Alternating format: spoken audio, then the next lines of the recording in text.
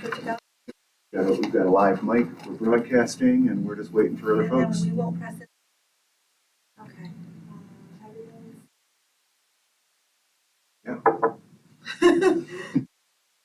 always a little nervous. Okay, let me run upstairs, grab my stuff. Just let this roll. Is that okay? Yeah, Glenn was here. yeah, it's fine. Usually it's I like to get into the habit of when John calls it to order is when I hit go on everything. Okay, I just wanted to make sure that it was working. I understand. I get it. Because I want to make sure that it's running while you're still here. Yeah. Okay. Yeah. Yeah, no, you look good to go. Now we're just waiting on some folks. Okay.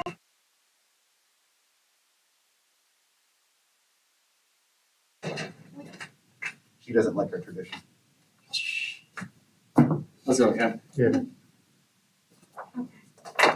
There's not much else for me to do. Nope, we're just waiting on people. I'll go grab some stuff in my water bottle. I had to take an inhale. Right to the I'm dying now. I don't want you slipping on the ice.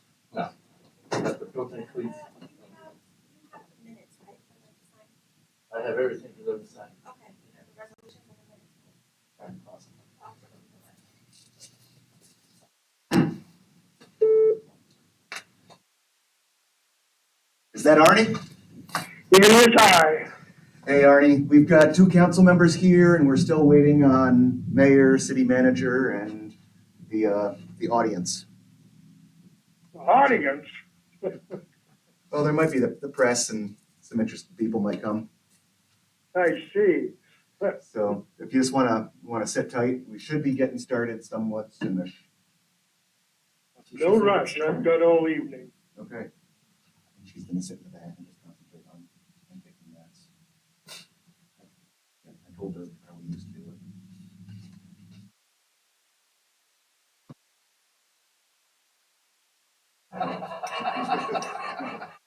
That's good. Is the recorder going? The recorder is not going, that we wait until the The 7 o'clock meeting, but 7 o'clock? yeah, the YouTube is going, the meeting's going, mic is hot. So, Good thing to know that the mic is hot. mic is hot. Don't be yelling at me, Cam.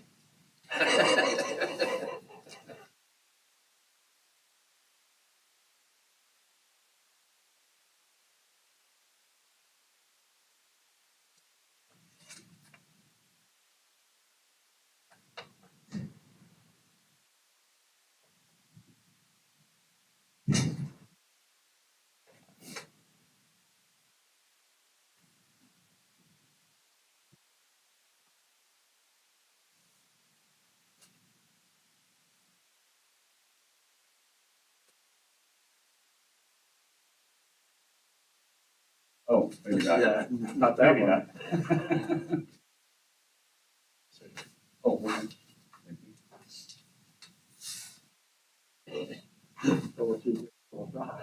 Right, right.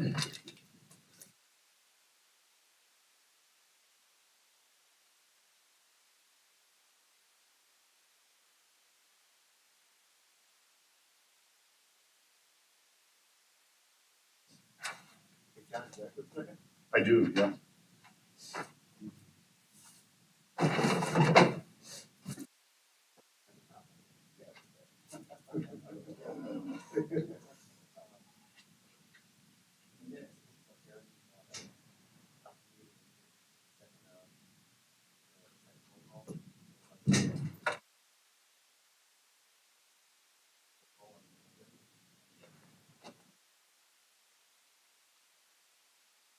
Oh, right, how you doing? Hey, Cam.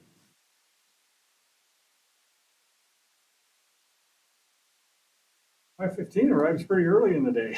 It does. I run to the bank and back up off the deposit.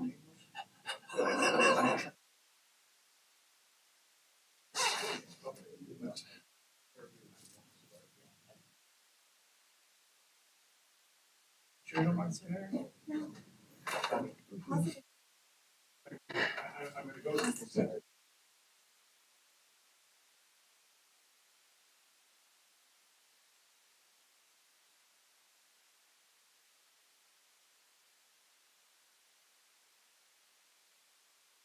Yeah. Lots of them Don't over say it's there. right over there.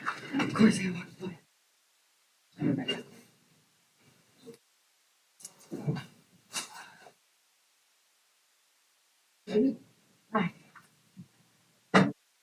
Oh, can you admit her, please?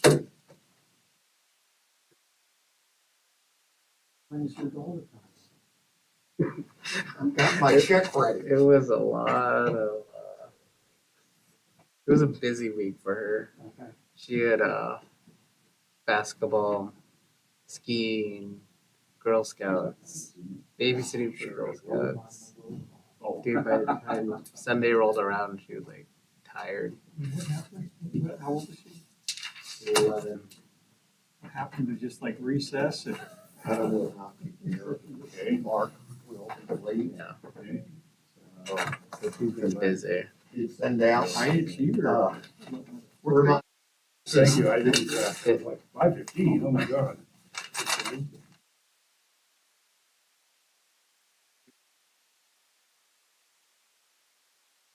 And I always then the expect ski everything. team fundraising. AC's on Off Saturday. until we start. Basketball. One, two. After basketball, she had like a 30-minute break. And went to Girl Girl Scout meeting. Scout meeting after Girl Scouts. She had a 30-minute break before she went to the ski team. Came back for an hour. Went to Girl Scout daycare. Cause she was doing the daycare for the Yeah. preschool. Daycare. No, the preschool auction. Yeah. Yeah, Well, for Girl Scout, yeah. yeah. So she was like really busy Saturday. Wow. High achiever, man.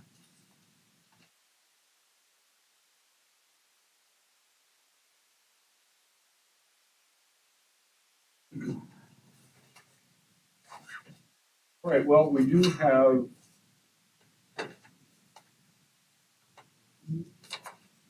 a quorum of members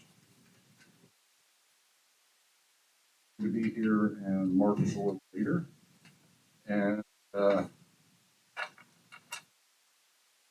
looks like our first topic here is personal property tax, commercial aviation.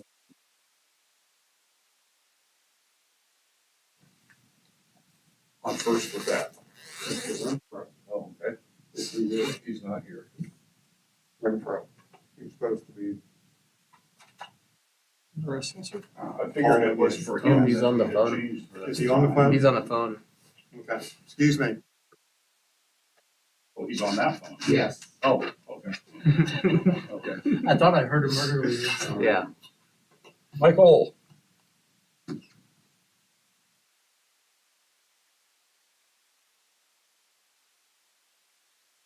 Army. For Arnie? Yeah. Oh, okay. Arnie? Yes, sir. Oh, hey there. They told me it was Mike was on there. I thought, Mike joining you? Or he Oh, sent, no. he sent you in for Angels Fear to tread. Well, actually, this is an area that I've pretty much handled for the company for the last couple of decades. Nobody else seems to want to be involved in it, so All right, sounds I'm the good. one that's been calculating it and all this over the years. Mr. Mayor, this is to look at assessing personal property taxes on all commercial aircraft based here also in the city of Nome at the airport. And also to include those airplanes landing in Nome, which would be operated primarily by Alaska Airline, unless there's another airline I'm not aware of. So we also the city provided Arnie with the type of aircraft that we know of, and including Bering Air's aircraft. Now, We didn't exactly have numbers or ages of these aircraft because you do depreciate some of them over time. With that being said, Arnie, you want to take over?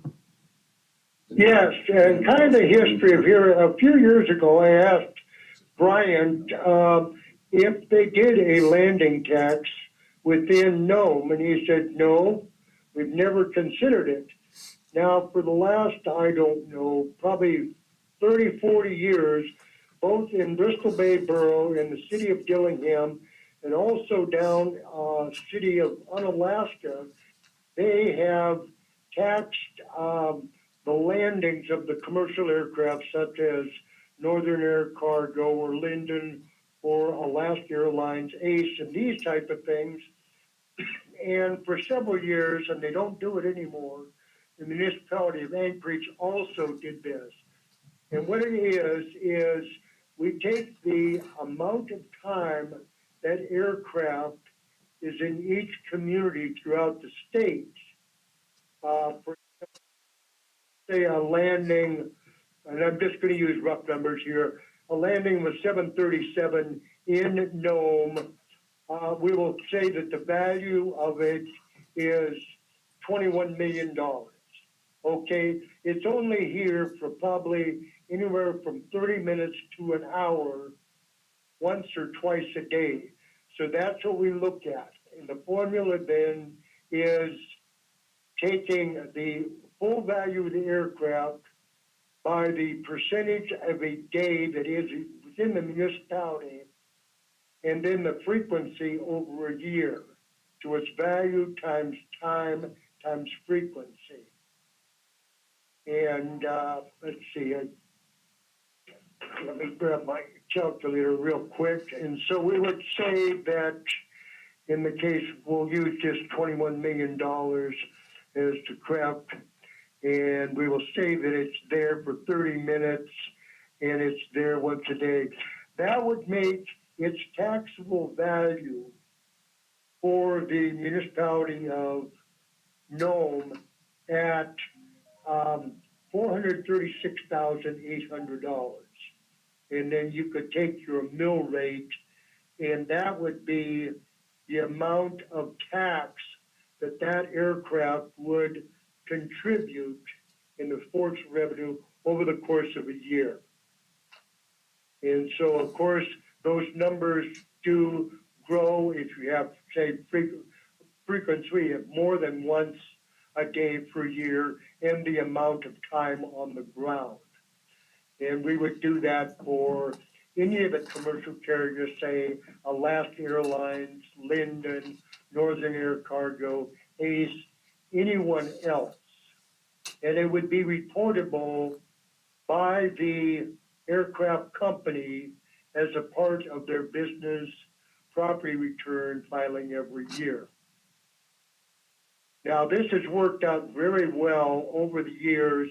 Northern Air Cargo and Alaska Airlines specifically have been very honest in their reporting, and oftentimes they come up with higher values than I do, but that's neither here nor there. Now, also to be considered then is you would have Bering Air, of course. Bering Air has made quite a contribution within the city of Nome. So while they are a commercial carrier, you would have to kind of tread a little bit lightly because you don't want to, as it were, slap them in the face saying, okay, you've made a contribution of, say, that 100,000 square foot hangar out there, but now we're also going to tax you for your aircraft on top of that. What Bristol Bay Borough did is they just, with small aircraft, private aircraft, they just gave them a flat tax. Both Bristol Bay Borough and City of Dillingham go with the flat tax rather than taking the full value of the aircraft. And in all these cases, the big sticking point is getting things reported. Well, That's just kind of a brief overlook of the process. Well, and then I could field some questions.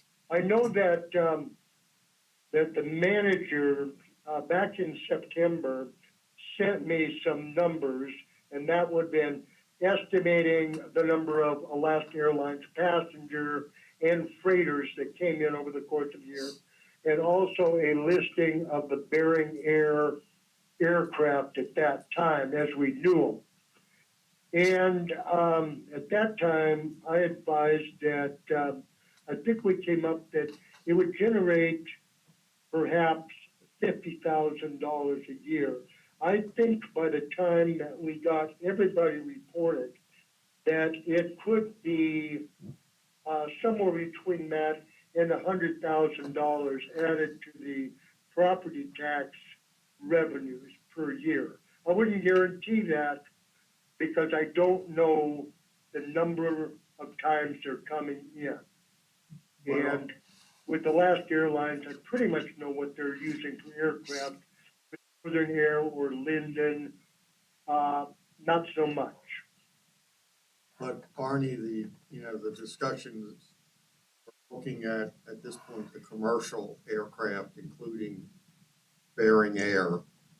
And, consequently, what would the commercial, organizations, because I'm not sure who all players are, but Bering Air is a big player up here, and you give us what you think the range would come in with Bering Air, so the council can at least take that into consideration. With Bering Air, I think that the numbers that I gave you, somewhere between $50,000 and $100,000, because I don't have it right in front of me at the moment, but Glenn had provided me with the types of aircraft. Oh, wait, yeah, here it is.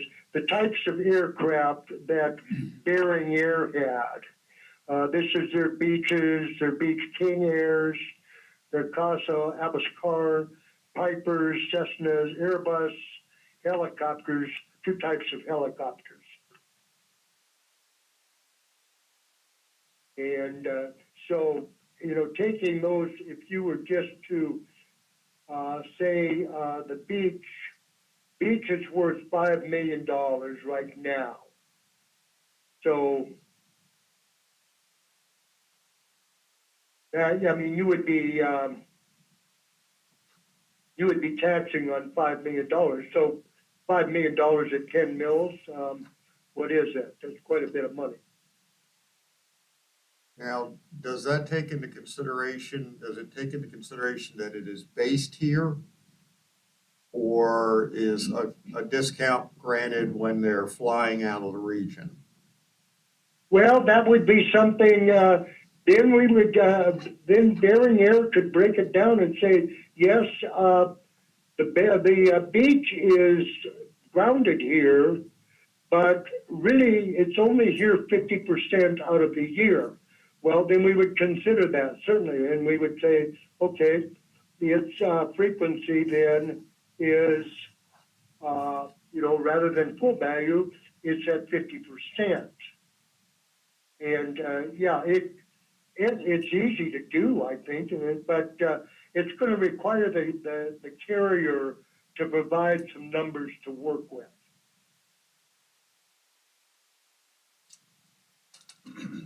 Go ahead, Scott. Thank you, Arnie. Couple questions. So I know for non-aviation businesses, we simply take the value of the equipment or the asset and apply them. That's pretty much how every other business is taxed. And, Yes. and so it appears to me that, and of course, the assets or the equipment is much less mobile than aircraft. And so I would assume the landing craft or the landing tax that you have used in other communities based on how much time they spend on the ground is used to sort of level the playing field between known-based or community-based carriers and carriers that are simply flying in and out, correct? Yes, we would have to level the field because, to say, okay, Bering, we're going to tax you at the full $5 million worth of your aircraft, because it's here most of the time. Not going to even bother by saying, okay, 50% of the time it's not here. Whereas then we turn around and say to Alaska Airlines, well, yeah, your aircraft is worth $21 million, but we're only going to tax it based on 1 hour of every day. And so, you have to definitely make it fair for everybody, especially for Bering Air, I think. You don't want them to be saying, well, we're here, we're contributing to the community. Alaska Airlines is here a very brief period of time. Right. So along that same line of reasoning, wouldn't it make sense to have the landing tax or something else in that assessed equally between both carriers based in Nome and itinerant or visit? Now, what the formula that you used earlier was based on, I think it was time on the ground. So correct me if I'm wrong, but I think you're basically saying, okay, if an airplane is on the ground an hour out of each day, and they were here literally, they landed every day like Alaska does, that essentially you would be, and if they did it every day, you would be using, like 1/24th, if you will, of the value of the aircraft. A fraction of that because you're only counting the time on the ground.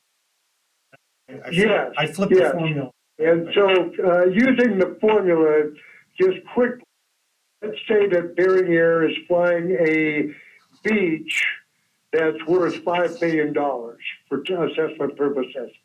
And so we are going to take that it's on the ground for an hour of each day. So we would take that percentage of a day, which would be, let's see, bear with me just a second. So we would take the value of the aircraft times 0.0416, which would be what an hour is out of a day. That's the percentage of time. Yeah, no, that's my understanding. So I think in the interest of fairness, and I do agree that in using the full value of the aircraft, if we tax a home ported aircraft, similar to that we would tax construction equipment, say, in Nome, I think that that would put a significant burden on the local carrier. So wouldn't it make more sense to tax, use say like a landing tax, for example, instead of time on the ground, that you use a landing tax? And basically because local carriers, some aircraft are going to have multiple takeoffs and landings in a given day, and sometimes they won't have any, right? That, along those lines, doesn't it make sense to then tax not necessarily the time on the ground, but the numbers of takeoffs and landings? Is that a more fair system or an equitable system so you don't treat home-based carriers differently? You still there? Oh, yes, I guess I'm here. Yeah. Well, we could use any type of system based on time on the ground that we wished, as long as it is fair, just, and equitable to everybody involved. Right. And that's why I say, because you're basically still, I think, to try to be equitable, you kind of got to use the same system for everyone, right? Right. And what you're what you're talking about is using one system for itinerant aircraft, I'll just call them that, and then another completely different one for locally based aircraft, right? And wouldn't it make more sense if you could sort of equalize that by, counting, say, takeoffs and landings? And then have a formula to base that on, instead of actual time on the ground, say, okay, you've got, X, X number of takeoffs or landings in a given year, and then have the formula so that basically, local carriers are taxed the same way that,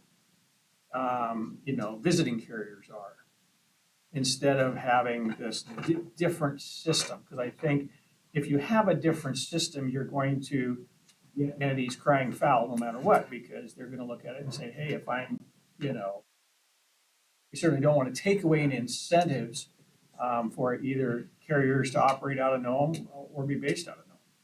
So I guess. Right, and I think, maybe I'm missing something here, but I was doodling while you were talking, I was paying attention.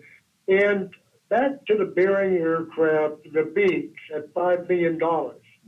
If we say that it's on the ground an hour out of every day over the course of the year, then its taxable value is reduced from the $5 million. We're no longer figuring the tax based on its full value, but we're taking it on being there one day a year. And so I think it comes down to about $2,000, unless I'm wrong. And so, applying but, we could work out a system, I'm sure, that, I guess, and I think that, there has to be some thought that goes into it, but I know in the past, we've talked about a landing tax. And I don't know if that format is acceptable from a property tax perspective or not, because, if all of our carriers were based here in Nome, it'd be easy. We just do it just like, every other gets taxed here, but, trying to make it fair and not create any disincentives, I think is important. I guess just thinking if we have some kind of a formula that says, okay, in a given year, an airplane may have, 300 takeoffs and landings, and there's a formula that they apply to the valuation of the aircraft and not time on the ground, in terms of just say the number of takeoff and landings that they do. Is that a more equitable or even approach? well, then I think, aren't we talking basically, Ben, a flat tax? Because then it would be Activity-based tax. the same for everybody. Again, taking that takeoffs and landings and applying it to the valuation of the aircraft, similar to what you're doing, is taking the time on the ground and applying it to the valuation of the aircraft, right? Mm-hmm. I'm just a little bit slighter different approach, that it would be based on the actual, not really taking into effect or account the time that you spend on the ground or outside of Nome, but the amount of takeoffs and landings that the aircraft makes in a given year, and have that applied towards the valuation to come up with a percentage of the full taxable value for it. Okay, if you could answer that one, Arnie, and then Scott, can I go around the room and do that? Boy, I'm gonna have to think about an answer to that one. Okay. How to make it, how I apply just the number of landings and breaking down the full value of the aircraft to a number, say, okay, this is the value for our full value for personal property tax by the mill rate. In other words, okay, say Bering Air has 200 takeoffs in the year. So what? What do what do I apply that to? Well, I think you have to then, you would have to have an amount, say, you know, that X amount of takeoffs would equal a full, you know, like it's the full value. So if you had X number of takeoffs in a year or landings in a year, and then you had a number less than that, say the number was 300. If you have up to 300 landings and takeoffs in a year, then that would be, and I'm not suggesting that's the actual number, that would be, you know, the full value, or 365. We'll just use 365. If it takes off every day and lands every day, that would be the equivalent of the maximum rate that you would apply to the aircraft. And anything less than that would be proportionally less. And again, what that's doing, and sorry, I'm going, but That's the same topic. but that would be a way to equalize that. So, for example, Beringer doesn't get penalized because their aircraft is always on the ground, and, you know, visiting aircraft is not. That make sense? Yeah, I'm just trying to put in my mind, I've got these landings and I know the value of the aircraft, but do we set up, say, from 0 to 100 landings a year equals $1,000 in taxation? No, Or it would be a proportion, a percentage of the full taxable value. But that's the thought process I'm thinking about. The more landings there are, the more that you're going to be assessed, you know, closer to the full value of your aircraft. Oh, certainly. If you only land 10 times a year, then your property tax would be less proportionally as a percentage of the value of the aircraft than if you're landing that aircraft 1,000 times a year. Mm-hmm. So some kind of a graduated scale, and that may be the subject of contention as well, but that would be a formula that you could use to take simply the number of takeoffs and landings in terms of, and translating that into a percentage of taxable value, or assessed value, excuse me. Okay. Okay, Glenn had something here. Well, I think we're getting hung up with terminology of landing tax. It really is a personal property tax. It's just based on how long the plane happens to be sitting on the ground here. And typically, Alaska seems to be around 40 minutes per flight. I don't know how long it takes to unload some cargo planes, which I would imagine would be, 3 hours. you know, a lot longer. The other issue is if it was a home base carrier, could they get a discount, a percentage discount to make it not as onerous a number, but something that would help? I mean, you're already looking at, okay, this one plane that you have at $5 million is gone here 50% of the time. Okay, then it's reduced to $2.5 million. Is there maybe a percentage that would be a discount because they've invested in Nome, for instance? Yes, and I think that we could establish that any home-based commercial aircraft will pay personal property tax based on landings times a percentage of the value of the aircraft. Yeah, you could say, okay, home-based aircraft, we're going to take 25% of its true on-the-ground value, and then we will apply the frequency of landings, and that will be the taxable value to multiply against the assessed value, if I understand correctly. Right, because one of my concerns is you have an Alaska Airlines jet. I don't know which one is I don't know what the 737s carry, what, about 140 people, John? 120. And I don't know what the E-175s carry. I think they're 75. They're about 73 to 75, I believe. You know, versus some of the, you know, the Bering aircraft, which have 10 people on them, maybe flying to a village. Or that you create a range, the bigger the aircraft, the higher the fee you pay. So- You're dealing with freight carriers and passenger carriers. I know. So that kind of, I'm just throwing things up in the air. Okay, Maggie, did you have anything you wanted to ask at this point? No, not any questions, but I do kind of worry about the impact it would have on Bering Air, just especially because they are Nome based, but they also provide like a lot of jobs to people in our surrounding community, and they are our only airline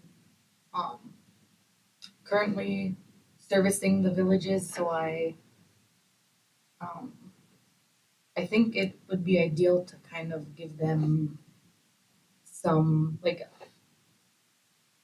I don't know, I don't want to just like kind of push the little guy out just because they're that kind of like mentality, like they support local, so I'd like to see that they stay local, or I'd like to see that at least our villages have one airline. So I don't really have any questions right now, just listening.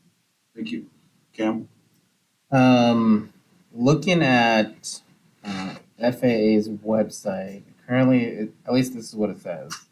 Currently, there's about 68 aircrafts based here in Nome. And it goes on to say like statistics on what they see in terms of landing and I guess it would be operations, and that's about 27,000 operations in the last year. I think this was month ending 2020, so those numbers are probably going up. To see how are those, and then have we invited Bering Air or the other airline carriers to this discussion? Well, we haven't, you know, this was a discussion with the council. I mean, I did notify Alaska Airlines, and they did not seem to have a problem with it because they're doing it in other communities. Bering, I know that some of the family members are aware that we are having these discussions, but no action has been taken yet. It's just in the preliminary rounds. Okay. But I think capturing those larger aircrafts, I'm not too sure how we would be fair and equitable when determining which airline carrier has a discount or doesn't have a discount when it comes in terms of how we set this up. As you know, it needs to be fair and equitable, and I understand this one, try to refrain from using names, this one carrier does do good. They are the only carrier. And so I think the idea of Scott was going off would be a good idea. Implementing something also to what Glenn is saying, some type of discount into there for those landings or takeoffs and where they originate. I think that was just a comment, right? Yeah. Okay. All right, Sig, do you have anything there? No, not at the moment, thanks. Okay. I guess I want to ask a couple of clarifications or whatever. I mean, I think we started this discussion based on personal property tax as opposed to any other tax, and then we kind of have landing tax as a second thing in there. But things that are, I mean, one of the things I guess going through my mind is there was comment made about these things being reported on a depreciated value. And it was my understanding that we do not take depreciated value because that was one party's, contention that he should be able to use his IRS depreciation schedule for reporting what the value was. And the city's response is no, you provide the full value. Well, that's not 100% correct, John. Okay, well, I mean, I guess, yeah. Tell me what's wrong. Okay. It's basically, it comes down to what you can sell the equipment for, no matter what the age is. The person that was taking the straight line depreciation, which I think is 5 years. It's been a long time because I had company equipment, and the encouragement was you could depreciate faster, but you know, you were buying equipment from American businesses and whatever. So this particular individual, while he wants to follow that format, we have tried to say to him, no, it's based on what is the value of the piece of equipment. So where he's written it off to zero, the value to sell could be $100,000. And it also gets into computers. Some people figure they can write it off with the IRS in 1 year. Arnie looks at that computer can still have value after 5 years. And that's where it sparks the contention within the business community and the city on collecting of personal personal property tax. Okay, but if this was a personal property tax thing, can we have different rules for different segments, or do we have to, I mean, essentially the way it is that we've got, I mean, you report your value and it's at X mils, and that's it. There's no, you know, if ups or downs. Just a couple of things that, you know, whether these companies own or lease a piece of equipment, they can't sell it for anything because they don't own it. How do you work that into it? I think that question is to you, Arnie. To you, Arnie? Okay, briefly just restate the question so I make sure that are you talking about leased equipment and taxation? Correct. Okay, for example, and I hate to keep using Bristol Bay, but it's the one that I've worked with the most over the years, is there's one leasing company that leases egg separator equipment to the cannery. Yeah, dealing with just strictly with the eggs coming out of the salmon as they're produced. Now, we got into an argument where they said, well, we're leasing this property. It really has no value because we don't own it. And I said, but you have, over the term of your lease, a proprietary interest in that. Nobody else can use that piece of equipment. And so you as a company are going to have to pay on leased property. It's much like possessory interest, where for a period of time, you've got a contract saying, I get to use this exclusively. And so that's the way that we address it. So is the lessee or the lessor responsible for the tax? Generally, the lessors have been reporting it because they are the owner. Precisely. And then I know for a fact, like in the case of the egg separators, they pass that on to their clients. Yeah, like we get a tax bill for a Xerox machine because, so, you know, although we should not be paying property tax, i.e. the utility on the thing, the leasing company is having to pay property tax, so they turn around and charge that. Same thing on a postage meter, same thing on those other things. So that was just a question is how did that work? And then, you know, the discussion on, is it based here or not? I don't know that it's with aircraft, but, you know, boats are all from the Bahamas. And so, you know, is it something where the situs of registration or whatever comes into play? If it's registered in Nome, that would potentially be a way to deal with, something different as opposed to something. Well, we've always, you know, as far as that stuff, we've always gone by the state statute says, where is, how is on 1 January of a given year. So say you've got your yacht and you sail into Nome at midnight on the 31st of December or 1st of January, it's in the municipality on the 1st, therefore it is taxable. If they sat off the shore and then they sailed in on the 2nd, well, then no, it wasn't there for tax purposes on the 1st, and so they stayed for a year. And Alaska Airlines, the one day out of the year that they cancel is on New Year's Day. Oh, good.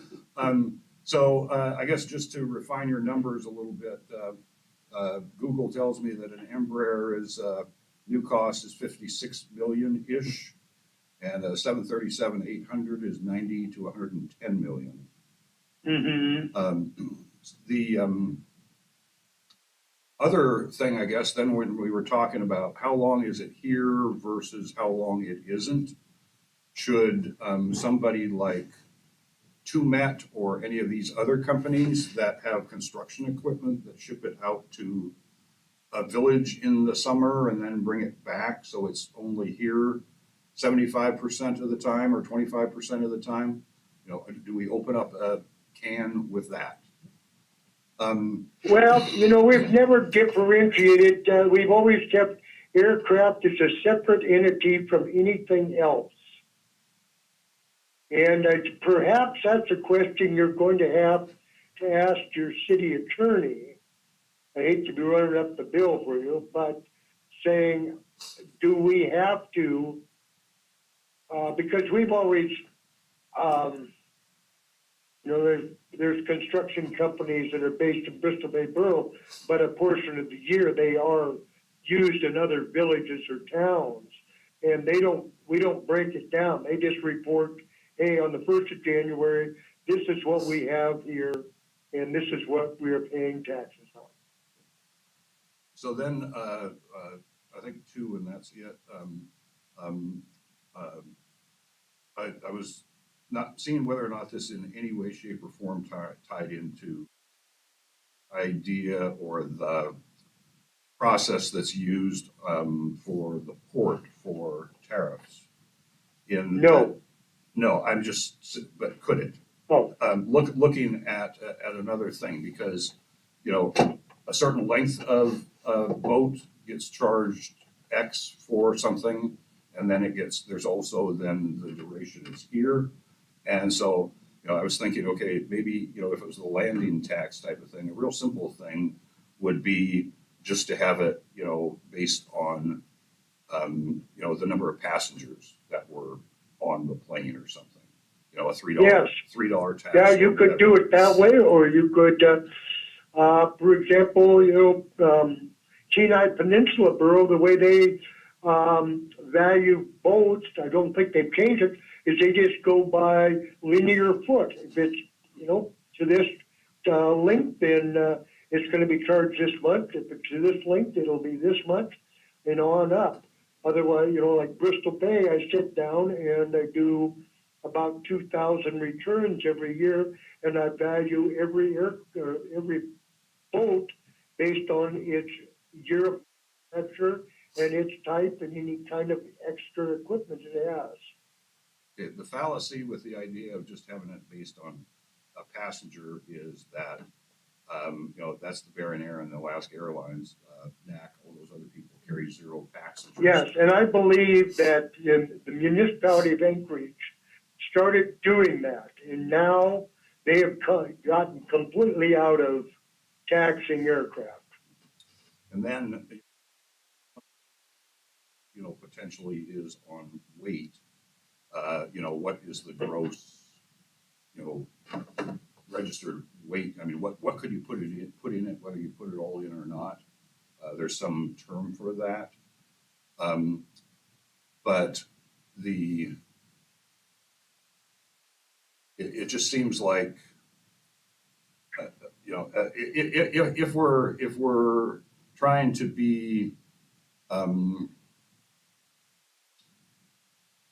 as we say, fair or not tax the old, the people that are actually here. I mean, I think we need to kind of ponder some of those questions, because, I guess then I was looking at the port again, the more tons you get, you get a lower rate versus, more landings you have, you're going to have a bigger bill. So just another observation. Yes. So one of the things that, I think these are some interesting ideas that, that John's mentioned, are worth consideration, whether it's, a calculation of freight hauled, pounds of freight hauled, or tons of freight hauled, or the passenger number of passengers hauled, whether you want to tax them or not. The concern I've got is, whatever the system is used, if commercial aviation is included in the personal property tax, that everything or all aircraft or all carriers within that industry are taxed in the same manner. Because if we have within the commercial aviation industry two distinctly different types of taxing them, then I can almost guarantee you're going to have people from businesses from other sectors, like construction, for example. And John touched on it a little bit in terms of, well, I'm a local construction company, and I get taxed on the full value of my equipment. What company A, who just got all of these contracts, came in, did a bunch of work and left, pays nothing. And so you're going to have that concern about, taxing different entities within the same industry the same. Now, it sounds like because aviation is so different from a lot of the other industries in Nome, you may need a different way to, determine actual valuations. Whether it's an aircraft tax or weight or passengers or whatever. But I think whatever the system is, it needs to be pretty standard, applied to both home-based carriers and traveling carriers, because otherwise you're going to have every other industry coming in and crying foul because you're treating different folks within that industry. So that's kind of the point I wanted to make, that whatever the number is. And one thing that jumps to my mind is, and really what we're discussing here, because we've got personal and we've got business property tax.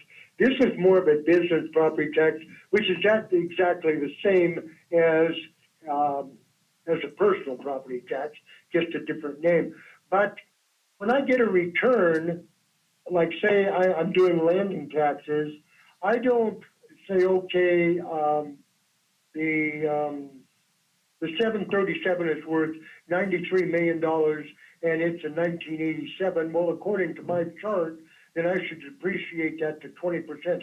I don't depreciate the value. I just do the formula. Whereas if you report construction equipment, then I depreciate by its age. So there's the break that the construction company gets, if it were, as it were, that aircraft does not get it. All business There's a different consideration for both of them. Yeah, I agree. It should be, I think you're talking about two different things. In the code, they don't discuss or define how you should calculate value, whether it's, the 5 or 10 year straight depreciation, whether it's the full market value. There's none of that. That's pretty much done on an individual basis because there's nothing in the ordinance that determines that, at least from what I could tell. It basically says, here's the form and, here's what you do to fill it out. And so there's probably, if you looked at every tax return, there's probably going to be multiple different ways that people are valuing their equipment and their assets. The really simple solution, and I'm not advocating for it, is just to take commercial aircraft out of the exempt list and then leave it up to, whether it's the administration or whatever to figure out how that's calculated, but I think that'd be asking for trouble. And also when I'm doing depreciation on business returns, I'm asking for the purchase price. I'm not asking for its current market value. I'm asking for its purchase price, and I'm depreciating from that. Well, I think in Nome here, people pretty much submit their own returns. And I'm assuming unless they come across an issue with, I mean, we're talking enforcement. And what I'm truly trying to get to is how do you fairly calculate the value of aircraft, whether they're home ported here or not, and making that fair across the board. And that's where I keep coming back to this activity-based tax. If that's legal to do with, for a property tax, instead of January 1 it's here, it's taxable, January 2nd it's not. And that's why I keep coming back to, is the activity-based tax a appropriate mechanism to use, as long as it's definable and as long as it's, fair to all carriers, and there's no Well, hidden advantage, or there's no advantage to not having your aircraft here versus having your aircraft here. I think that's about the fairest way you could get, and it will pass the smell test with other industries that, won't be able to say, oh, well, you're treating one individual operator in an industry different than the others. yeah, And I think that's really and important. essentially, if we wanted to take the most rigid approach, we are taxing the property based in Nome. So if Bering Air has 10 aircraft on the ground on 1 January, then if you were going to take the most rigid standard, you would assess them on their, not considering the amount of time or anything, no, but going by the state law, which says where is, how is on 1 January. Now with the commercial aircraft of like Alaska Airlines or NAC or any of the other, they are not based year-round in Nome. So we are basically I think this concept here was that the state overall looked at and said, okay, it's not fair. Most of the time, Alaska Airlines is Anchorage. It's not fair to them to get all the revenue, or we are going to divvy up, we're going to break down to make it equitable for Alaska Airlines in each of the communities. And so it's kind of convoluted, but under that principle, everybody is being taxed using the same set of guidelines. And that works. You just have to say, okay, that $93 million aircraft, yeah, it's here a part of the time, but it's not based here. So we are only going to consider the amount of time it's here. And it's convoluted. We're going to have to work on it. I think we all agree on that. We're going to have to come up with. Because the most important thing is making it equitable for everybody so that nobody is treated differently or perceived to be treated differently. Does it have to be here January 1?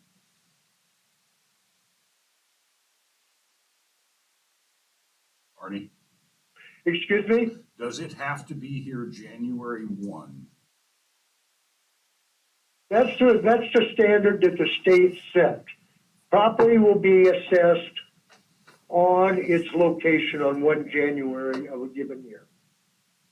So can that be changed? It can't be, I guess, if we're considering this as a personal property tax, then January 1 is a magic date. If we're talking about doing it for some other taxing mechanism, then perhaps we have the latitude, but am I wrong on Right. that? And I think, the state has set a standard. Set your own standard, but it has to be more rigid than the state. So, does a tax based on the amount of freight and the amount of passengers you haul, obviously it's taking the personal property tax model and changing it quite a bit. Does that, to me, that's an activity-based tax. The more you make, the more the tax is. If you're a smaller entity or a smaller carrier and you're not hauling as much, then your tax burden is less. It's kind of like an income tax almost in terms of the more you make, the more they take. And does that make sense when applying it and looking at this particular one? That way you get away from counting landings and time on the ground and all of these other things and trying to kind of write it between local carriers and non-local carriers and making sure that, non-aviation industry is happy. Does that make sense based on amount of freight, amount of passengers, whatever that formula is, applying it across the board the same? Will carriers, like the bigger carriers like Alaska Airlines and Northern Air Cargo, pay more than the smaller regional carriers? You bet. But they're generating a heck of a lot more revenue as well. Does that formula make more sense and simplify the process? Because I guarantee you, every carrier keeps really detailed records on that kind of stuff. I guess the question is, would that be legal or would that be acceptable in the format of the personal property tax that we're talking? Using actual freight and passengers being carried, being moved through the Nome Airport, to the Nome Airport, whatever. Would that make sense? It makes sense, but you better check with your municipal and make sure that it's legal. Glenn's taking notes. You and I are going to meet afterwards to discuss this, so I make sure if you don't. Yeah, no, I mean, I think, again, it may not be, but then it solves that issue very quickly. Because I think at least I'm struggling with is what is the best, easiest to enforce, easiest for the entities to comply with and all that kind of stuff. And that to me is pretty straightforward. Now, if the attorney says, no, you can't do that as a municipality, then we get our answer pretty quick. Maggie, you think of anything again here? Would it be possible to apply a tax that is very just general, stating like whether you land here like 5 or more times in 1 year, then we'll tax you a like flat amount, whether that be like $1,000 or whatever, and not depending on freight, not depending on how many landings and whatnot. Like, would that be possible as well? Like just a flat tax? Just to avoid all of these. To keep it fair and equitable. And are we gonna tax medevac? Does this include medevac? Yes, it would be a same aircraft that's used for different purposes. Get around the room, but what was your question, comment? Has to be here January 1, and or if you look at the activity deal, the last airline's got 40 different 737s. Each one's got a different valuation because they're different years, submodels. It was loaded to have 5 free landings, then they'd use a different airplane for up to 4 landings and get away with nothing. That possibility, but my main comment is to get back to Maggie's question about impact and also an explanation of why maybe the airlines aren't here is that airlines don't really care, their business. All their expenses get passed on to their customers. So you're not really taxing the airlines per se, you're taxing their user base. And so as long as it's a fair, applies to everyone, and doesn't require a whole lot of paperwork for them to figure it out, they probably don't really care what it is. The people that you're going to be impacting are the people that are paying cash to themselves for their tickets, because the ticket prices are going to go up, and the people that are flying the cargo at their own expense, as opposed to those on pay by OPM, other people's money. And so that's where your impact's going to be. It's not going to be impacting the airlines. We could say that about any tax. Yeah, absolutely. And any tax that goes to business, it gets passed to their users. This is just the cost of doing business.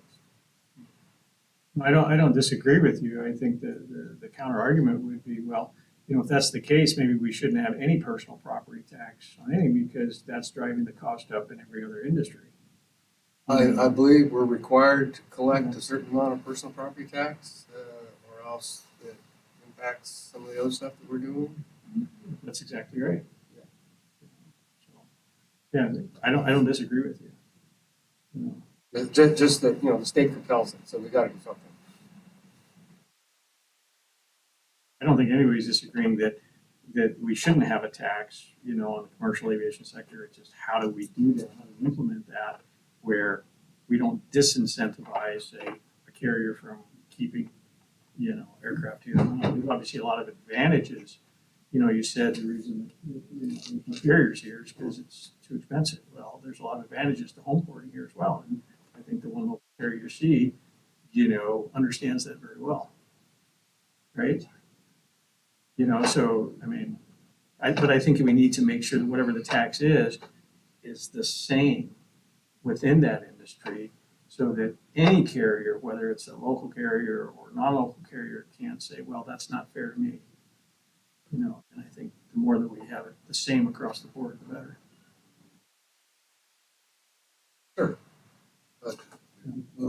Cameron, back to you. Nothing else. Sig, did you have anything to add here at this point? No, not at the moment. Okay, thank you.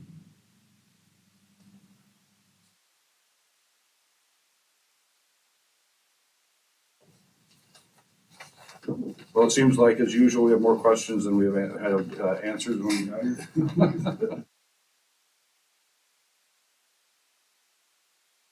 We need from the attorney to know, some of these discussions that we've had on the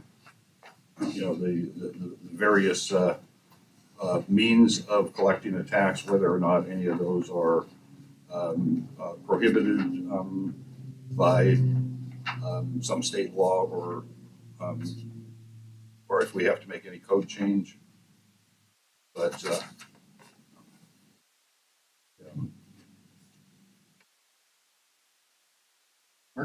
I'm kind of late in the conversation, but I did hear a per head, per pound tax. That seems to me like the easiest to implement, or the value of the airplane and stuff like that, if we do that. They would just fill it out monthly like they do a sales tax form, and say, here's the number of passengers we carried, or here's the pounds of freight we carried, and so whatever that penny is, or whatever the amount is that we charge, they put that on that form, and they have all that data. All the airlines have that data pretty readily. So it seems like that would be a potential easy thing to implement anyway. Would it be possible to have at our next work session on this, Glenn, our legal counsel? Excuse me, actually, the legal counsel is on my phone right now, so I was just responding on another matter. Oh, okay. So, to be able to answer those questions.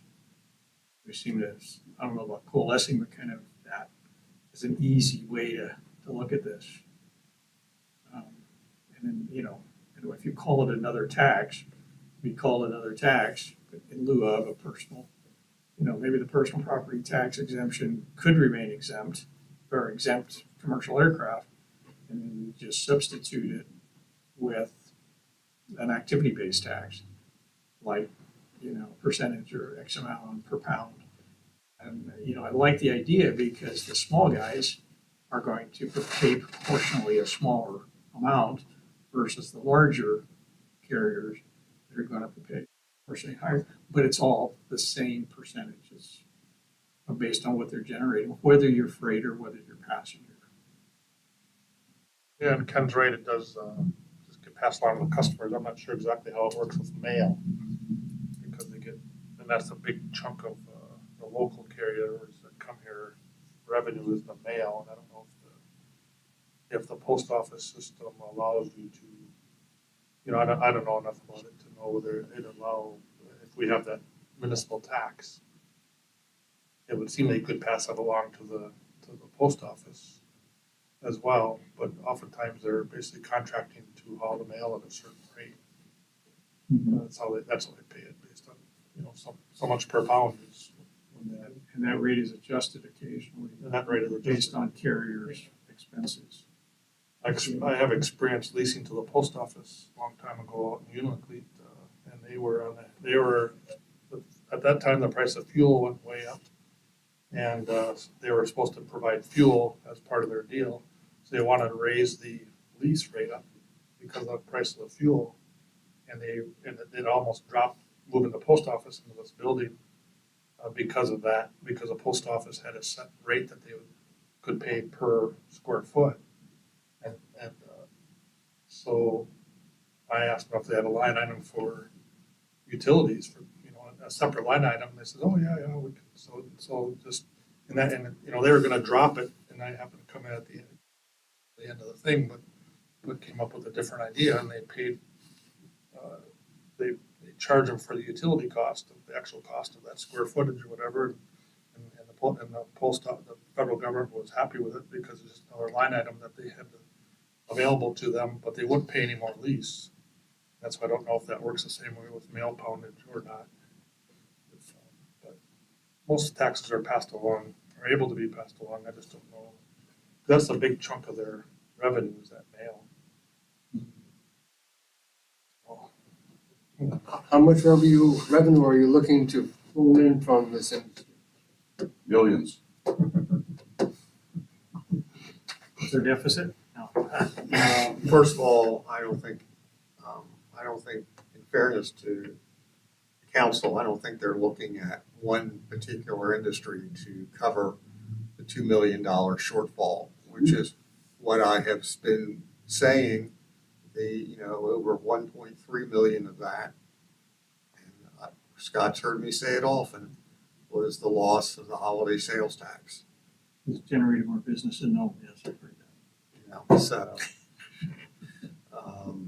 but the reality is it's close to $2 million. I think that, I don't think that I'm personally not chasing an actual dollar amount. But the one argument that I have heard consistently before I got on the council, and since I've been on the council, is, from other industries, that why are we paying the full value of our business assets that we use to generate income every single year? We do that over and over and over again for many, many years. And yet, one of the largest industries, if the not largest private industry known, is exempt from that. And I think, so looking to try to, I think that's a fair point. If we exclude a particular entity or business or industry or something, there has to be a really good reason to do it. Especially when you're talking about for-profit businesses. And to have one industry sort of exempt from at least this particular tax, with really no business justification, then I think it begs the question, why? And the main reason I've heard over the years is, well, it's just too tough to figure out. Like we've been talking about, it's challenging. But I think I like Arnie's idea at the very beginning in terms of, for the carriers that, aren't based in Nome, time on the ground. And then you throw that's a really simple process to follow, a formula. But then does that put local carriers at a disadvantage by basically having them pay 100% of their value and applying that mill rate to instead of a lesser number? And I think if although I like the concept for the out-of-town air carriers, it's really being even, I think you're going to face pushback from non-aviation industry folks that say, wait a minute, I'm local and I'm competing against non-local businesses. You need to change the way it's calculated too. It just opens that to criticism.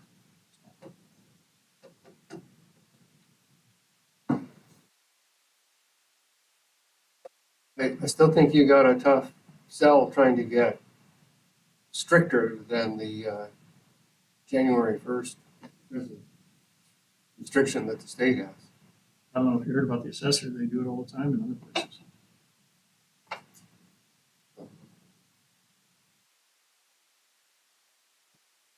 generating a personal property tax plan, about 450,000, right? Nikki, she's online, she can give you a more accurate number faster It's than I about can. 450 to It's, 500,000. in our report for the budget. Yeah, I Sorry, think it's about 484,000. it's about 480,000. You know, I would counter that to say, you know, if we don't do anything for the aviation industry, and I think there's something that we come up with, but if not, then I would advocate that we shouldn't have the personal property tax at all. And I know that's been, you know, other communities have done away with the personal property tax in large part because of the challenge associated in trying to figure that out. But then you do that. It would be a mill, roughly a mill and maybe a quarter. And so that would, you know, put us farther behind, farther into the deficit. And basically, you know, property owners would have to most likely foot the bill. Which mainly puts it on the local. Exactly. Custody property. We just have a lot of property that is non-taxable, real property. We do, but there's legal reasons why it's not. As far as I know, there's no legal reasons why the commercial aviation sector is exempt from the personal property tax. And that statement's been hashed over several times over different councils and different people will come in and say, why aren't we taxing the churches and the nonprofits? That's Well, a that goes bit down of a whole discussion for 30-some years that I've been in government, you Yeah. know. And some communities, what they are doing now is asking some of the nonprofits to start paying even the taxes. Now, I will tell you, I'm sure nominal here because, for instance, the churches, some surviving. So I guess I don't know, I think are we discussing legislative priorities in this work session too? Yes. So I guess my ask would be that we schedule another work session and we have both the assessor and legal counsel available. And we start to try to zero in on, you know, what we can charge, how can we charge it? Is the freight and the passenger count, is that an acceptable methodology? Or is there legal things that would preclude us from doing that? I think we need to really kind of start narrowing down what we can do in terms of that, and then we can start focusing on what our preferred options are. Does that work for you guys? Well, let's get the answer to the first question about whether we can do it, and then have then the things that are still left on the table.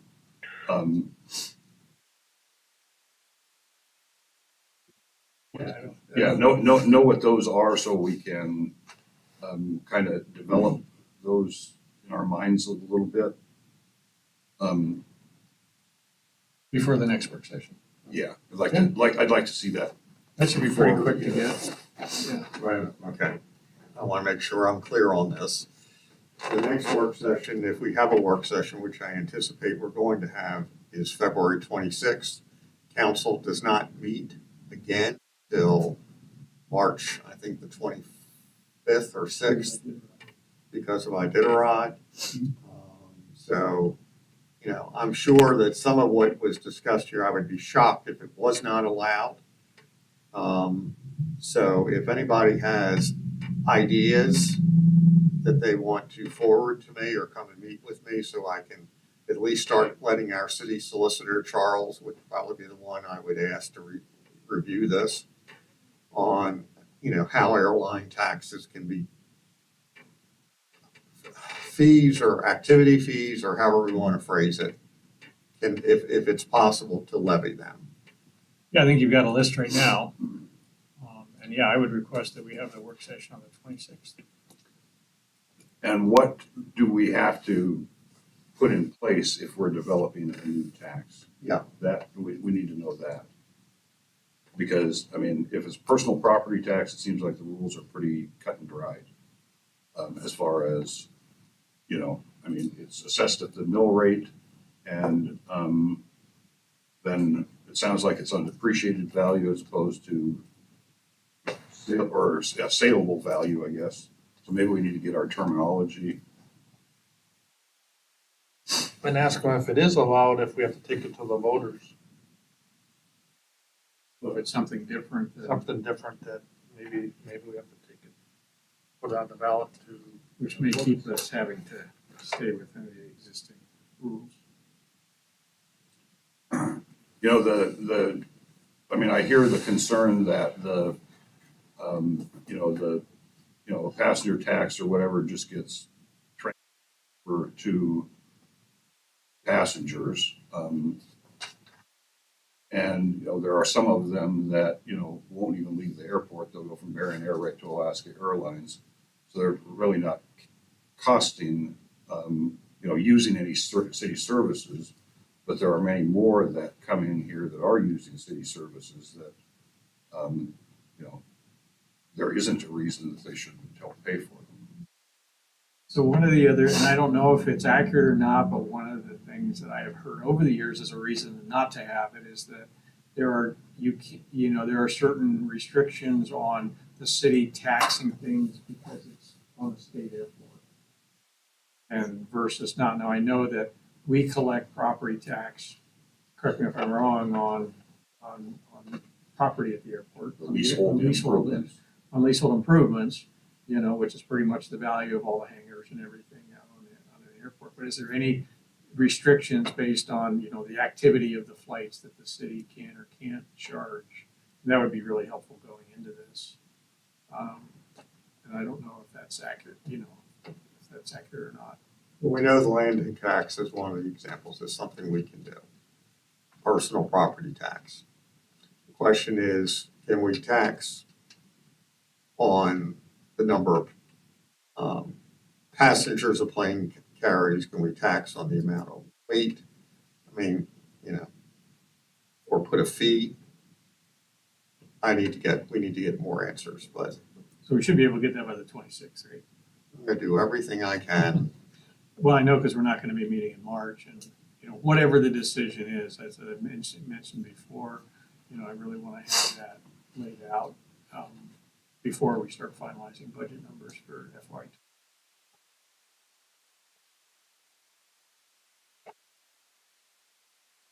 Okay, well, let's see what we can get for the 22nd.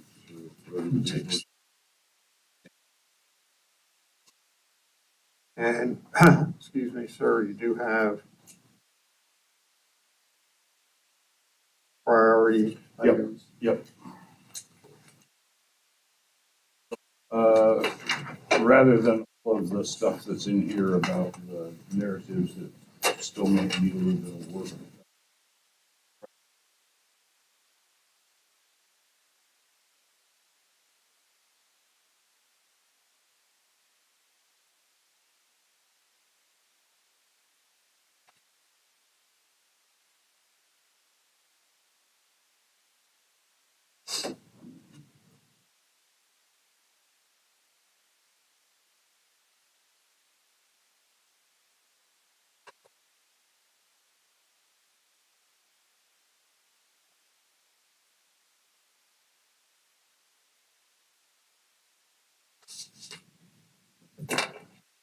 So is the goal tonight to finalize that list for both state and federal priorities tonight?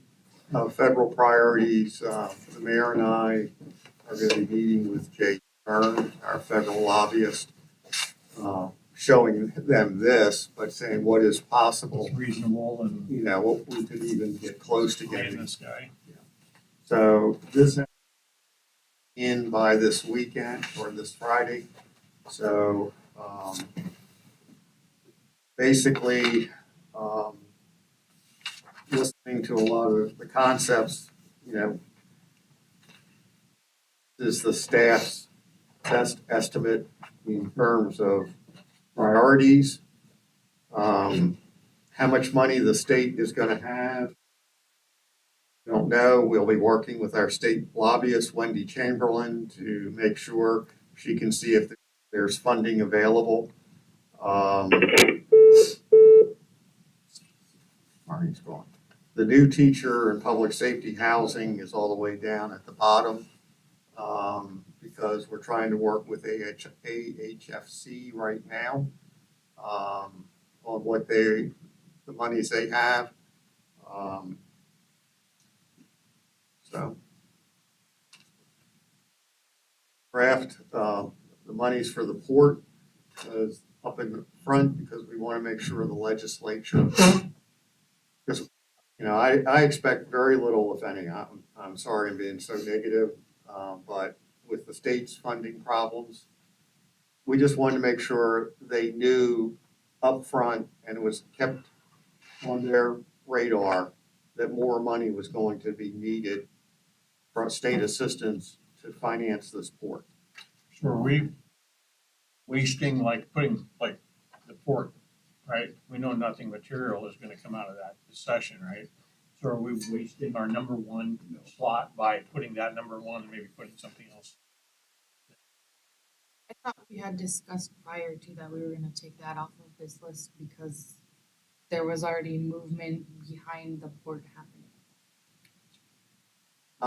When they had first, when we first had mentioned, I think we got, I had mentioned that. And maybe that was the discussion. I honestly cannot remember it right now, but I know that since we've had that meeting, and our conversations with the feds and our conversation with state folks, the feeling was that we needed to keep this front and center, and that's why it may not get funded. I mean, the other state housing incentives, the tank farm relocation, the waste order and water improvements, are still, way up there. Are we submitting all 10? Or is there a smaller number that we're submitting? I thought there were like 3 for some reason. Well, I've advocated for fewer, but the last meeting, the list was growing. And that comes from what we also did last year. I believe fewer, but the concept, the thought was, well, if we throw in like the repair of the brownfield cap at Stedman Park, if they have 167,000, maybe that gets dealt with. So it's our goal to submit 10, we just have to figure out which order, or if there's something else, or what's the? Well, they'll all, I guess, the priority thing is just on the deal. So we're still gonna do a lot, so we're kind of following that Yeah, suggestion is that throw all the spaghetti up and see what sticks. exactly. Yep. From the lobbyist perspective, if she is asked, what are our top priorities? I think she has to be looking at something to say, Senator Olson or Senator Stedman, these are our priorities. Okay, so we just need to make sure these are in the right order. That the council.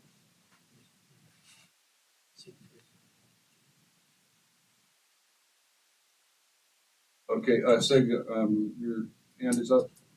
Yeah, I just wanted to check in. I was reviewing the list of priorities, and I feel like on here somewhere we should have something about public safety, and missing and murdered Indigenous people, especially since Lowe's case is still outstanding. And last week, I was part of a group with the Alaska Native Justice Center and Alaska Native Women's Resource Center that did a legislative fly-in.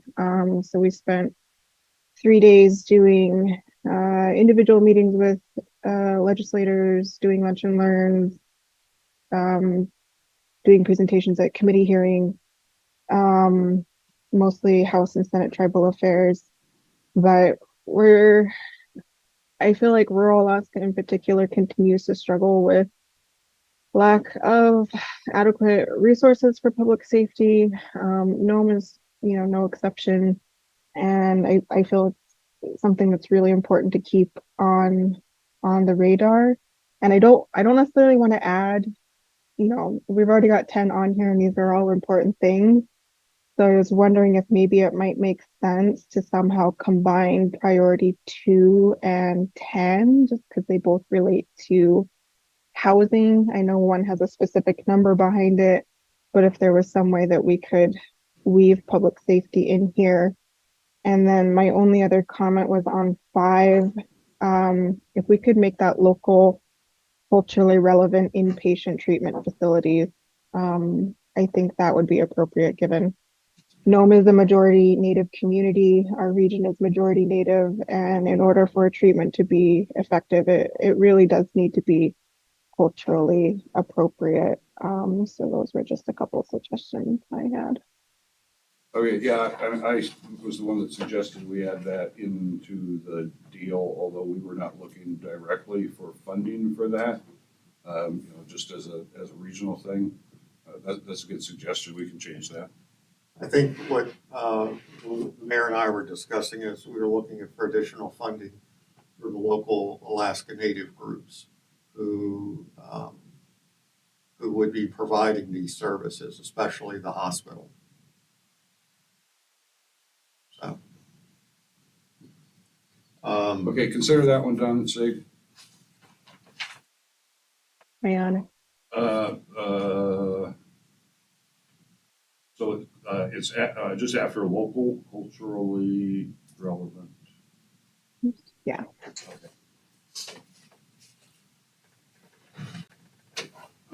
2, I guess, just another thing here is that some of these numbers are not, we'll know, for instance, with this water and wastewater after public meetings here, what that number really would be. That's certainly not something in one year or anything like that, but it's kind of an overview of what it is. And this tank farm number is probably half of what it really needs to be. We were just taking up the previous sheets, the other information. So if there's anything that needs to be adjusted, and we can get it fixed. Does that mean it would cost like 36 million? Definitely brand new, yeah. Oh, because it says 18 here. Yeah. Wow.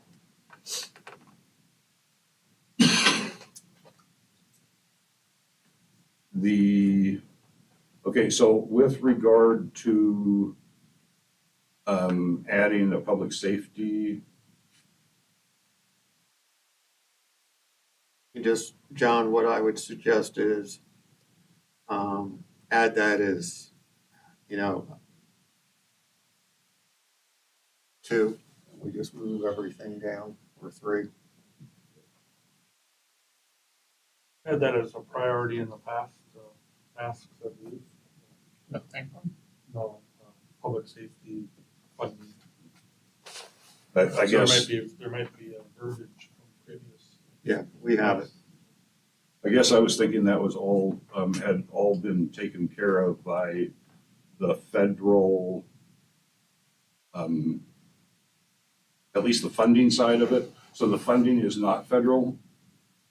Well, we had an influx of federal funding, but what we haven't seen is that funding trickle down into to the tribes to and bolster their tribal justice systems and to be able to partner with state law enforcement. Right now, like for instance, Chickaloon is trying to start their own tribal police department, but they're having issues because tribal police aren't included in a lot of the state statutes. So they have to get special commissions, which they're not getting from the Department of Law, which means that when they have an issue arise with a non-native person within their territory, it's becoming overly complicated. So there's some small fixes that we're trying to advocate for, and I can send some more detailed information about that. But I think just generally needing funding to trickle out into rural Alaska so that we have adequate funding for like the troopers, for local police departments, for the VPSO programs.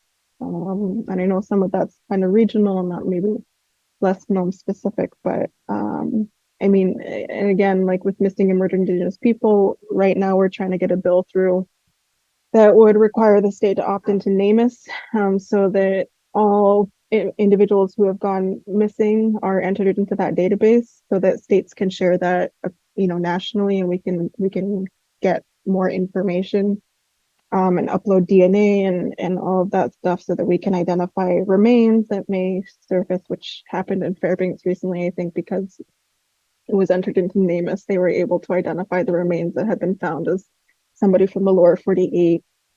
So there's some simple things that would just ensure that there's more access to resources needed to solve some of these situations that come up. But I think just in general, like we're still seeing a disproportionate number of Native women in particular experiencing domestic violence and sexual assault, and just because we had a significant chunk of funding coming to the state, it doesn't mean that it's sufficient or that it's reached where it needs to go. Has been kind of what I've heard from others too over this past week is just concerns about that funding not getting where it needs to go, and that we need more funding, more resources, and some of it's just the infrastructure internally to better manage these cases and all that good stuff. So it's rural public safety support. Yeah, and I'm trying to remember what the verbiage is that we had before, but like adequate funding and specific resources towards like missing or murdered Indigenous people. That sort of thing. Okay. Do we have? Yeah, we don't have it right this minute. So why don't we just put that as priority 2, and the placeholder name with license to admin to change it because it's not a therefore be resolved. We'll put the placeholder as rural public safety support tonight on the thing, and tomorrow when this is finalized for submittal, we can get the actual language on it. Is that agreeable? Okay. Thanks. Just so everybody knows, we receive no support from the state to maintain our police department. It is fully supported by the taxpayers no, we do not get money to send them for training. We do not get them any money when we send someone who does not have any certification. We do not get any funding.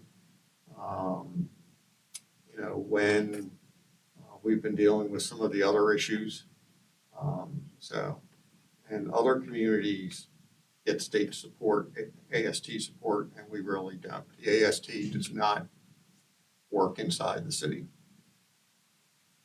Now that you bring that up, before you got here, when we were having a lot of discussions on the police department, the troopers had a lot of trainings that were made available to our local police department, and at the time the chief, or what we heard from the troopers, was the chief was choosing not to send people to that. Do they still offer that to our local police department? I don't know if they're offering anything.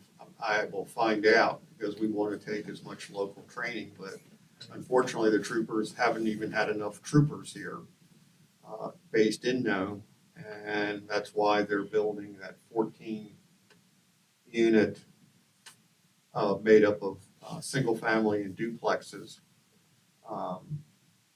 out going towards, I think, Icy View Belts area that Randy Pomerantz is building on behalf of the state troopers.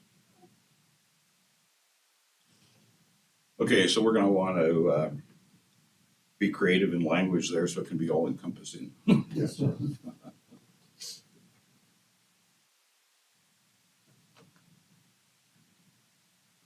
Anything else with the list or ordering or anything like that? We're going to slide 2 in there. We'll have 11 instead. And I may, 10, I'm not jumping up and down to keep it in there, Mayor, just so you know, because we are working with Alaska Housing Finance. I had a meeting with them last week, but we don't need 14 million. We need somewhere a lot less than that. Well, I guess I'd counter with, if we really want to stay with 10, let's do the brownfield cap on our own. Okay. The smallest one. Yeah. Oh, we just threw that in last year because we wanted, Oh, yeah. a small one. No, there's always good to have a $100,000 or $200,000 number in there. We'll take it out. So back to the housing, the public safety and new teacher housing. It says here that it's, so HFC would provide 8, and then you're looking at doing a local revenue bond of 6. Is that the idea?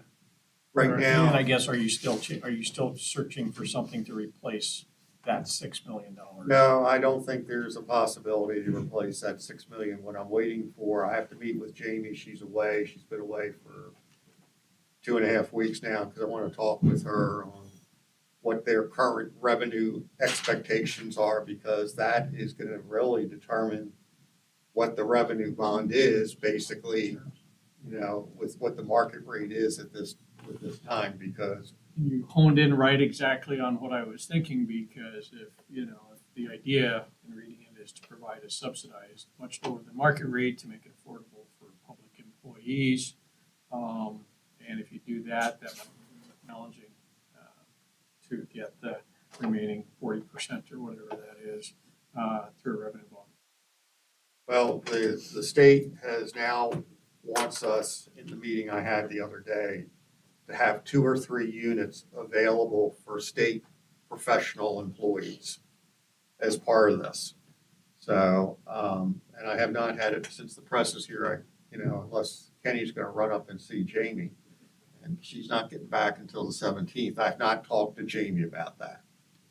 I mean, the numbers have to work. And the school district has a list of priorities too that they've put together. And so we'll append these to our. No, they send them on their own. They're separate. Okay. They just wanted to make, I got that late. They just wanted to make sure we were aware of it. Okay. Because remember, they have funding sources too that, I don't know whether their big issue though, is on the reimbursement rate for student reimbursement rate, whether they're gonna go with this, as I watch the legislature, the bonus that the governor is proposing. I'm just glad we're not in the middle of that.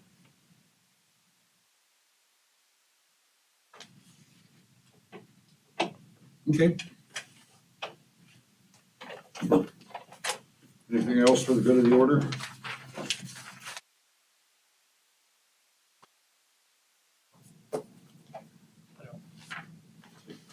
So the state priorities and the federal ones are gonna be pretty much the same? Well, I think you had the same list for both.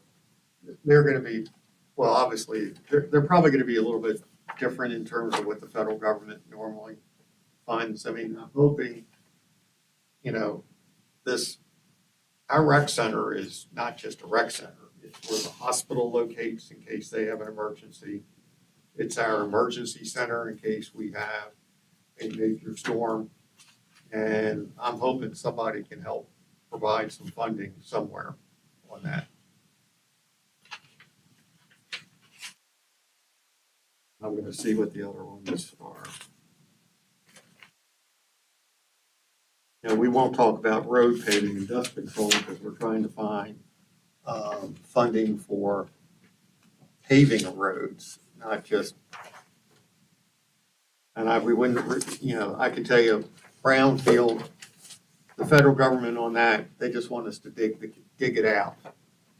And that's probably more of a health exposure than anything else, going in and digging out and, putting it up in the air, all the materials that are being removed. You want to really make sure the cap is solid.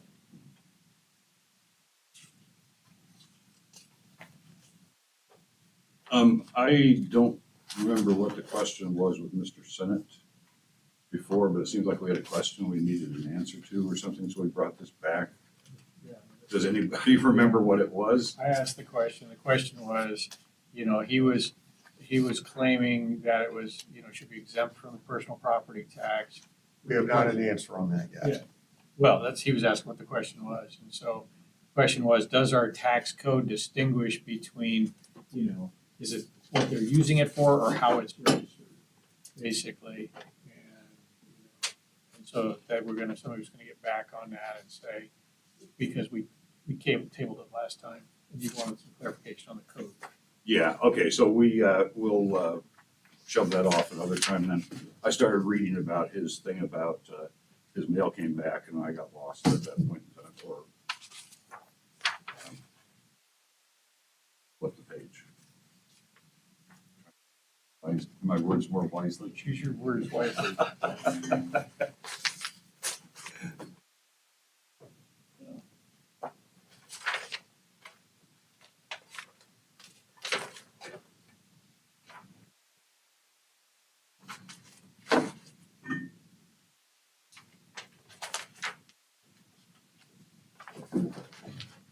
Take a break for 3 or 4 minutes? Yeah. Or, yep.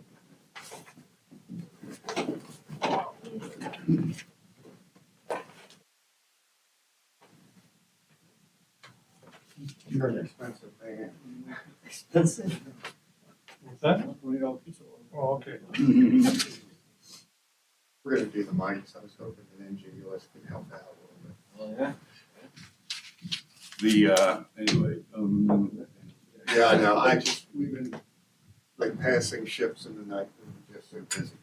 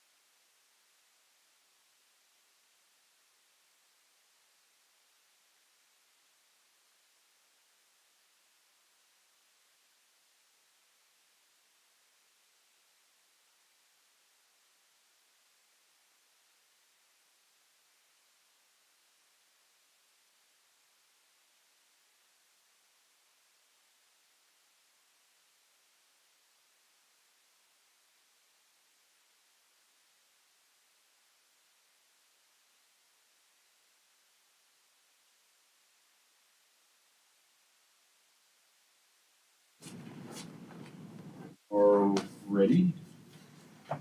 The time is 7:12, and today is February 12th, 2024. Called regular meeting of the Nome Common Council. If you clerk, kindly call the roll. Councilperson Henderson. Here. Councilmember Johnson. Here. Councilmember Martinson is excused. Excused. Councilmember Piscoya. Here. Councilmember Topcott. Manit Dunga. Councilmember Miller. Here. And the youth representative is excused as well. Moving on to approval of agenda. Is there a motion to approve the agenda? I'll make the motion. Second. Don't wait forever. Thank you, Councilmember Henderson, Councilmember Piscoya. No changes to the agenda. Roll call, please. Councilmember Johnson. Yes. Councilmember Piscoya. Yes. Councilmember Topcott. EE. Councilmember Miller. Yes. Councilmember Henderson. Thank you. That passes. Moving on to approval of minutes. We have September 25 and October 24, 2023. Is there a motion to adopt these sets of minutes? A motion. Second. Thank you, Councilmember Piscoya, Councilmember Henderson. Roll call, please. Councilmember Piscoya. Yes. Councilmember Topcott. EE. Councilmember Miller. Yes. Councilmember Henderson. Yes. Councilmember Johnson. Yes. Thank you. The minutes are approved. Moving on to communications. Item 1, Mr. Senate, with regard to some taxes on his fishing vessel, or SV, whatever that stands for. We were waiting for some answers that we don't yet have on this, so we'll move this on to the next agenda in hopefully have the answers by then. Ceiling vessel. Sailing vessel, thank you. The next communication is from Department of Commerce, Community and Economic Development. They determined that our population for this calendar year, fiscal year, is 3,506 people. The next communication is from Village of Solomon. They are hosting a Missing and Murdered Indigenous Women's and Girls Day on May 5th. And are inviting council and city participation. And we'll get a updated agenda when it gets closer to the time, but they do have quite a few different people that have been invited. Yeah. So maybe town could attend, that would be great. The next communication is an article from the Arctic Business Journal about Red Sea disruptions could be avoided in the future by Arctic shipping, which may trouble ecosystems. Moving us down to citizens' comments. Are there members of the public that would like to address the council this evening?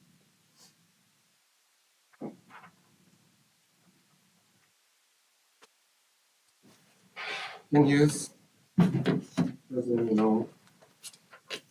No, I had to write this out because I didn't want to make any mistakes. First of all, let me say that I really appreciate the city council, what they go through, and the absolute mass of many subjects over which y'all have to ponder in order to do public's business. And it's a great time commitment, and I greatly respect y'all for willing to jump in and to make that commitment. But I still want to get back to the Open Meetings Act as regarding executive session.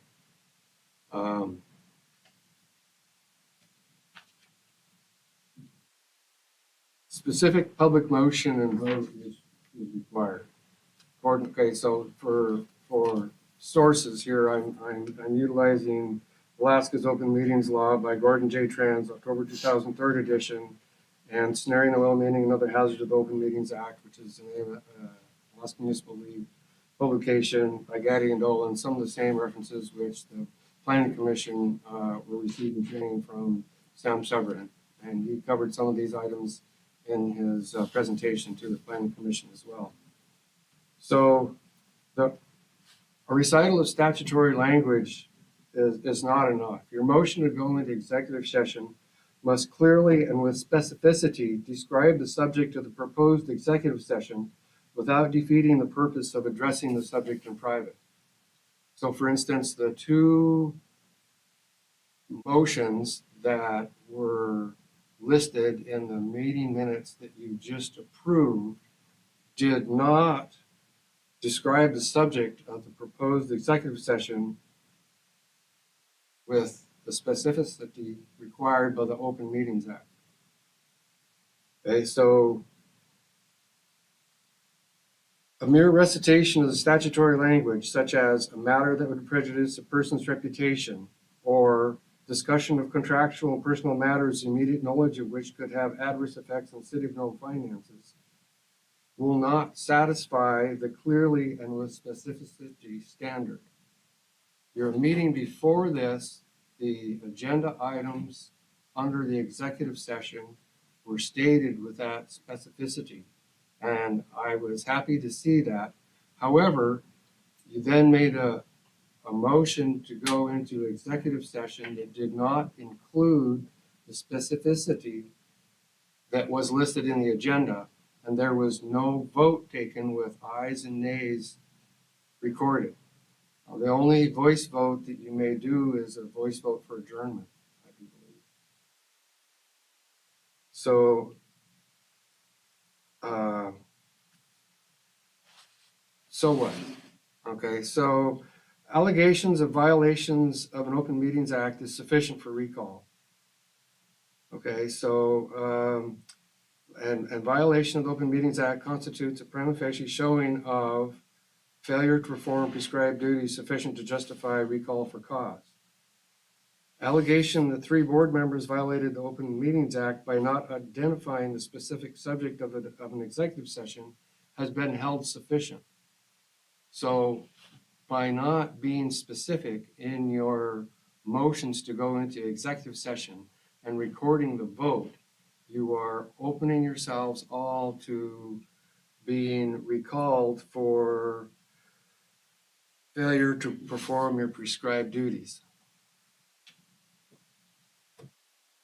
I would love to change this and to see you all have a motion to go into executive session that describes with specificity without divulging the specific circumstances, so that the public knows at least the general topic on which the executive session is being held. I do think that we are owed that, and that is a description of part of your duties as city councilman. And so I feel that it's an important issue, and so that's why I gone through this and taken the time to. Thank you. Thank you for your comments. Are there others that would like to address the council this evening? Okay, none. We'll move on then to new business. First item is resolution 24. I'm sorry? No. You hear me? I think that's, The, yeah. Can you hear me? I can hear you now. Oh, hi. Sorry, I just wanted to make a citizen comment. This is Gray Harrison. Can I do that? Okay. Well, we passed by there, but okay, we'll, we called for the resolution. Is this something that can wait to the second session or? That's fine. Sure. Yeah, I was trying to unmute. I didn't know if I was getting remuted by the host or not. Oh, no, you were getting overridden by your son. So we didn't have a motion yet, so go ahead with citizens' comments. Okay, sir. No, I just saw the resolution for the chief on there. I just wanted to say that he's a great guy. He's been an excellent acting chief. He's steering the department in the right direction, and I think you guys are making a good pick with him, and just wanted to provide my support as a citizen and as one of his employees. Thank you, Gray. Appreciate your comments. taking control of the mute button now for? All right, the resolution 240202, is there a motion to read the resolution by title? Excuse me, would the clerk kindly read the resolution by title? Resolution R 240202, resolution designating Charles Chip Leeper as acting city manager from March 1st through March 10th, 2024. Thank you. Is there a motion to adopt resolution 240202? I'll make the motion. Second. Councilmember Henderson, Councilmember Piscoya, any discussion? Roll call, please. Councilmember Topcott, EE. Councilmember Miller, Yes. Councilmember Henderson, Yes. Councilmember Johnson, Yes. Councilmember Piscoya. Yes. Thank you. The resolution is approved. Now, resolution 240203, Mr. Clerk, by title.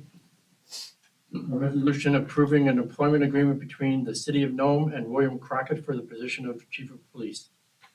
Thank you. Is there a motion to adopt resolution 240203? I'll make the motion. Second.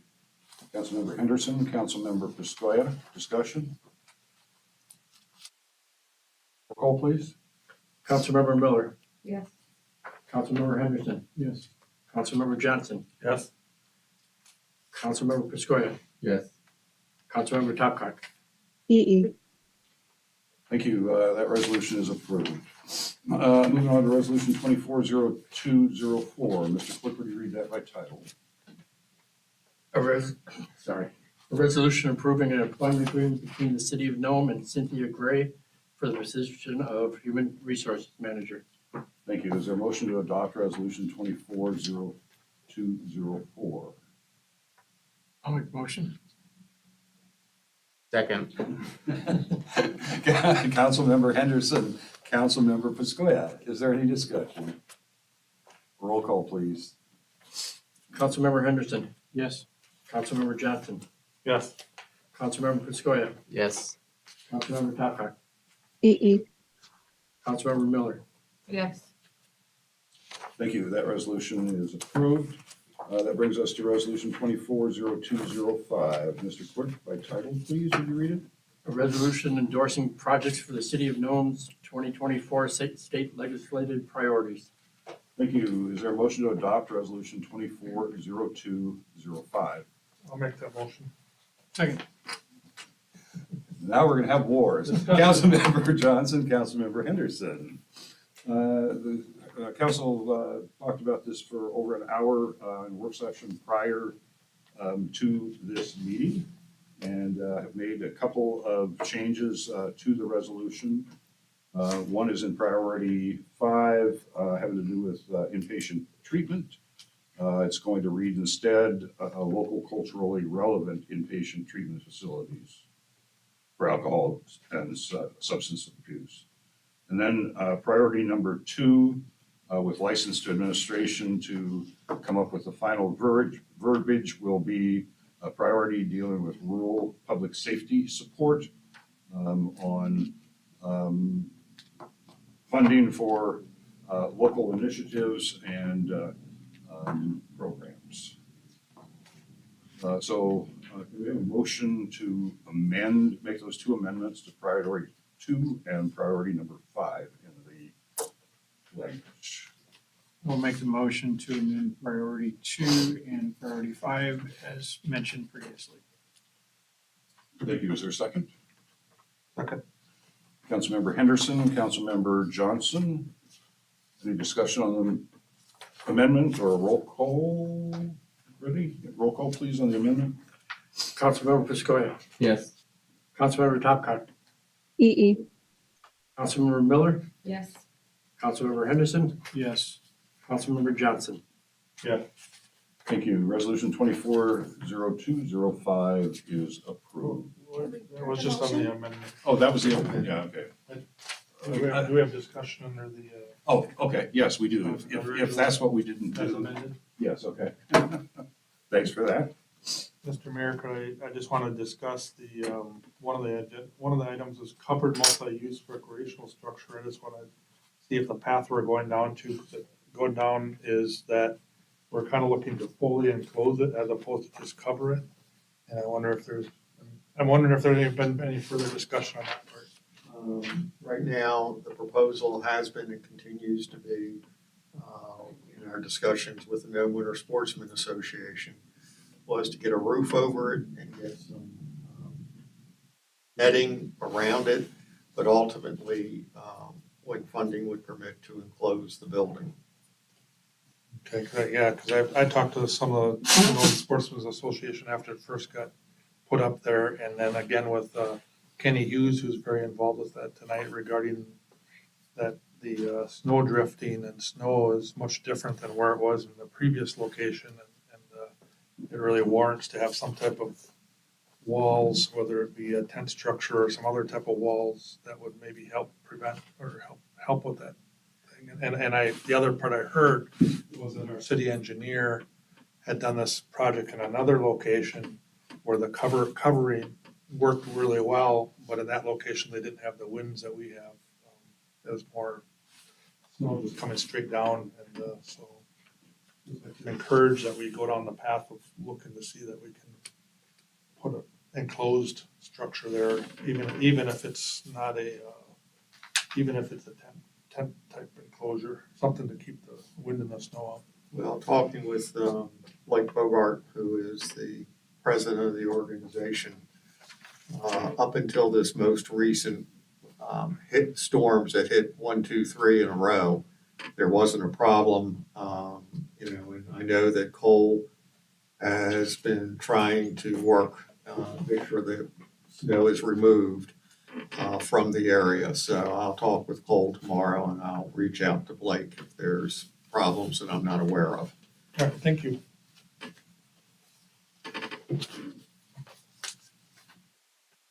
Discussion.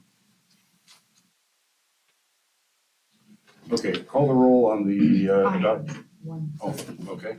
Can we change, well, I guess we just amended it, but in future, a common phrase instead of using like substance abuse, I think it's preferred, to be used substance misuse, just because it's a more, I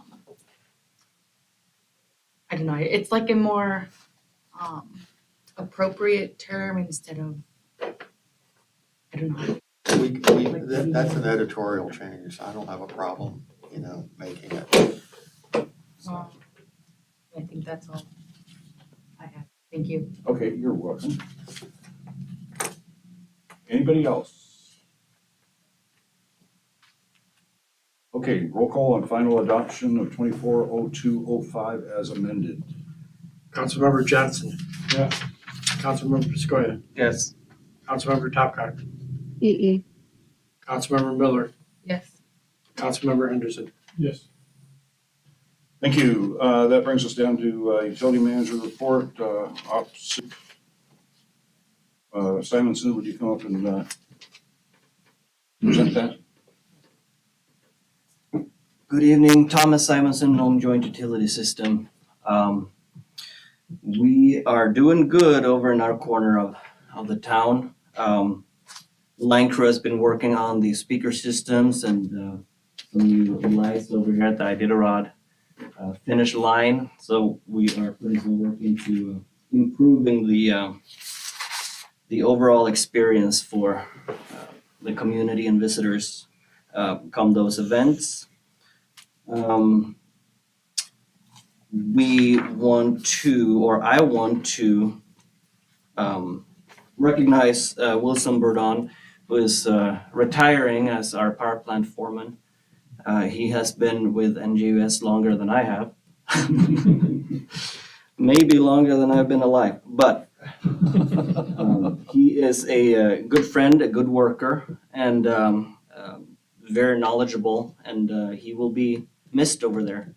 And we have advertised for someone to take over the reins there and hopefully have some time to walk alongside Wilson and the team there. So if you see him, shake his hand. He still has a few months with us, but we want to be ahead of the game there and find someone suitable. I also want to highlight the public kickoff public meeting tomorrow at the Mini between 4 and 7. We're going to discuss the new water and sewer master plan. So we will have a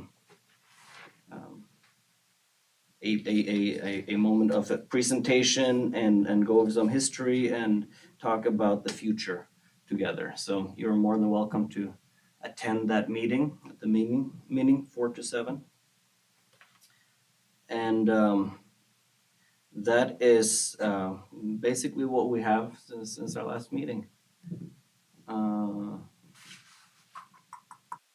Forgetting anything, Mr. Sir? I think the only other thing we wanted to thank the huge number of people that actually went through the NSCDC sign-up process, but if you did miss it, you still have an opportunity to contact Amanda Patrick in their office here, and utility will also be making some outreach to some of the elders or shut-ins in the community that may not have been able to participate. Mr. Mayor, just so you also know that if any elder can get into City Hall and has problems in filling it out, Brad has been assisting those, because we had, I think, two days of seniors coming in here, but we've also been helping seniors. Great. One more point that I would like to make, educational purposes. When we do have storms and the lines get heavy on our poles, regularly the two lowest lines on a power pole are GCI and Fastwire maybe. They are not NJUS wires, and so if you see or someone calls you and they say, a wire is down and it's one of the two lowest ones, probably not NJUS. We can take the call, but we'll probably forward it to GCI or Fastwire anyways for them to address that. So, and I know people will talk to you about anything. So if they do, that's what it is. All right. Any questions for NJUS? I was looking at the capital projects, and there's a listing of some things that you guys aren't eligible for funding, which is totally fine. I'm wondering if you guys have looked into adding these projects into the sanitation deficiency systems over at ANTHC. Specifically, all projects right here, all of the them? $75 million projects. I am unaware if we've looked into that program. I think we've geared a lot towards the state revolving funds and other sources, but I'll have to get back to you on the ANTHC option.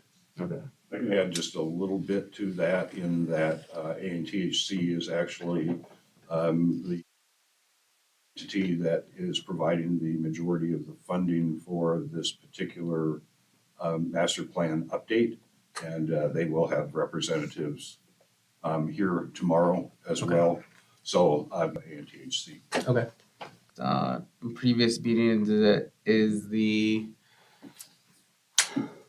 NJUS board packets and site that you guys have? I just looked and it wasn't on there. I'm just wondering a timeline would be. I know, of course, you can call into the office and ask for a copy, or have that sent to you if you wanted to. The website could probably need some attention. So I think the safest bet is to call into our office if you would like to access, the board minutes or that kind of material, and we'd be happy, of course, to submit that to anyone who requests that. I have one question, it might be a John question, but where are we at in it's a 3-year cycle for the fuel contracts? Are we in the last year? We're in the last year. So you got one more year? Yep.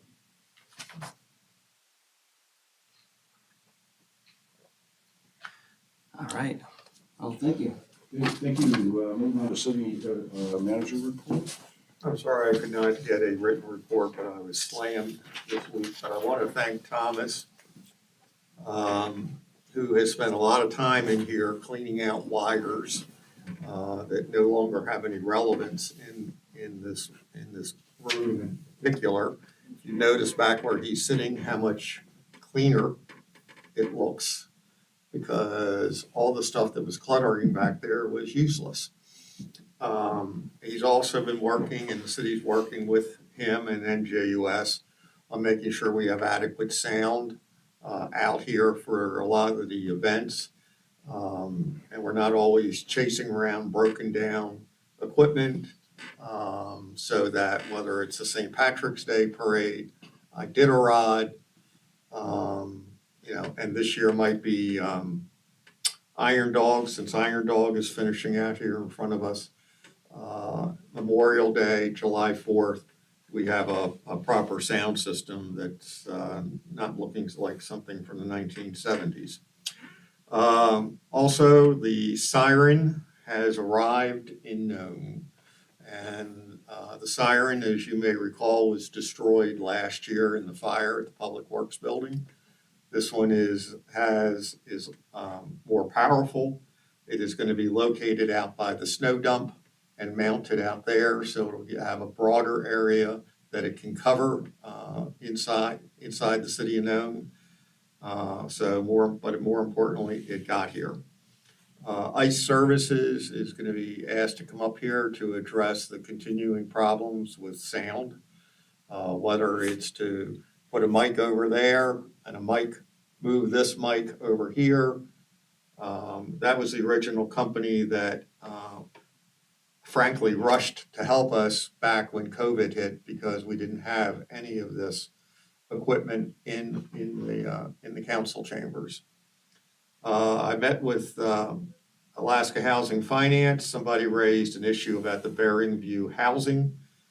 They have 9 vacant units, but they have no one to help they're short help to get these units back online. And I was also having a conversation with them on the pros complex being built up where the former ice rink is. Iron Dog is the 20th, 21st, 19th, 20th, 21st in that area. As I mentioned, the finish is going to be here this year. The ramps are being built to allow them access down by Subway. And over in this parking lot will be where the snow machines will be kept, so people can come and see them. Plus, they occupy the first floor of the Public Works building during it. We may have, or I may have, and part of the HR group that's been working with me, a new city clerk to recommend. We are actually interviewing right now. We have some strong candidates, and if everything works out, we could have a recommendation to you by your 26th meeting. I also like to talk about the historic preservation plan, because that has become another come up. As you may recall, the board, this council voted down accepting the historic preservation plan. I went out and reached out to Nome Eskimo community, Sitnasuk Elders Group, Barb Almarock from the University of Alaska, Fairbanks, and others to assist. So now I'm weaving Austin Mussick's comments into the original document, and hopefully this will be in front of you shortly, because that was the request directed to the city manager. And last but not least is to give an update on where we are with the hospital. I've talked to the attorney. He will want to talk to you in executive session tonight in regards to this. There is no agreement with the city and the hospital. Nome Volunteer Ambulance Department will continue to provide service. We are looking at securing a medical director And if not, Norton Sound Hospital has offered their medical director for the price of $1,500 for 30 days. I will say that the issues that are major outstanding is the hospital wants us to essentially have an on-call firefighter, or they think we have an on-call firefighter that could respond when they need him or her. We do not offer that. We've never offered that service. We never had a on-call firefighter to my knowledge. And then the second is, which we've never been able to guarantee for the known volunteer ambulance department, that a police officer could assist them on calls. We've not always provided these are things that I don't see how we can guarantee or promise. But I want the lawyer to go into further discussion with you on this issue. So with that, I know we have Nikki's quarterly report. I don't know if anybody has any questions of Nikki. I've got a question for you. But going back to the historic preservation plan. So, my understanding is that it's gonna get revised with some of the requests that have been made. And then will it be going back to the planning commission for approval or reapproval prior to it coming to the city council? Or are you planning on, just sending it straight back to the city council for approval without going back for the planning commission to look at it and give their blessings on it? That's up to you. As I mentioned, I was gonna bring it straight to you. They wanted to bring the plan back as it had been written. And the council had given me directions that they did not want the plan back without corrections. No, I understand that, but I mean, I guess my concern is, are we bypassing the planning commission deliberately? Because I think it's important to follow the process. I think we're all in agreement of the changes that we wanted to see. But I think doesn't it make sense to, unless there's some kind of a time? No, there's no time. It's 2 years. They just didn't agree originally with the changes you wanted. And, I can bring it back to them. It's no big issue. Because a lot of times we're making decisions based on the review and approval of the planning commission or whatever port commission, whatever the topic may be. And so, it's. I don't have. I guess I'm concerned about the process, about bypassing an advisory board like that, without at least giving them an opportunity to weigh in. Well, I think that they weighed in by saying, no, we don't accept the changes. Oh, did they say? Yeah, now, I have said, I wasn't aware of that. I took them back. They didn't like what Mr. Mussick said. So they voted it down. They voted to send it right back to the council as it was written. And we have this discussion almost every month that I have met with them and trying to explain to them, I should say, the difficulties I'm having getting folks who have negative comments about how the report was written and some of the phraseology in it. So, and of course, I have to say there are things that I have learned since it was first proposed to them back, I believe, in August of 21, they sent it to you. For that long? Yeah, it's been that long. And, I gotta tell, I have no problem taking it back. Again, I have a question about the process, and I wasn't aware that if we had brought those changes to them and they said no. They argued that they thought their language changes were correct, and then the city planner at that time left. And then all of a sudden it was dropped into my basket to deal with.